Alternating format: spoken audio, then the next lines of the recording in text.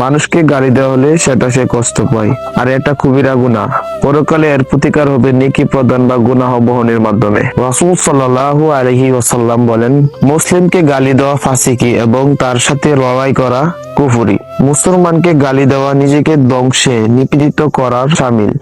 রাসূল সাল্লাল্লাহু আলাইহি ওয়াসাল্লাম বলেন, মুসলমানকে গালি দেওয়া নিজেকে ধ্বংসের দিকে নিবেদিত করার ন্যায়।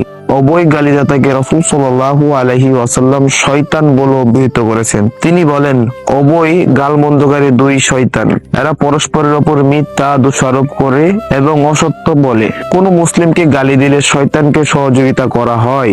আবু হুরাইরা রাদিয়াল্লাহু তাআলা আনহু থেকে বর্ণিত, তিনি বলেন, মদ পানকারীর জৈনিক ব্যক্তিকে নবী করিম সাল্লাল্লাহু আলাইহি ওয়াসাল্লামের নিকট হাজির করা হলো। তিনি আদেশ দিলেন, একে তোমরা মারো। আবু হুরায়রা বলেন, তার আদেশ অনুযায়ী আমরা তাকে মারতে আরজ করলাম। আমাদের কেউ তাকে হাত দ্বারা মারতে লাগলো, কেউ তার জুতা দ্বারা, কেউ নিজ কাপড় দ্বারা। অতঃপর যখন সে ফিরে যেতে লাগলো, তখন কিছু লোক বলে উঠলো, আল্লাহ তোমাকে লাঞ্ছিত করুক। এ কথা শুনে নবী করিম সাল্লাল্লাহু আলাইহি ওয়াসাল্লাম বলেন, এরূপ বলো না এবং ওর বিরুদ্ধে শয়তানকে সহযোগিতা করো না। তো আশা করি অবশ্যই বিষয়টি আমরা বুঝতে পারছি। ইনশাআল্লাহ আমরা কোনো মুসলমানকে গালি দেওয়া মানে শয়তানকে সাহায্য করা। আমরা অবশ্যই এর থেকে বিরত থাকবো ইনশাআল্লাহ।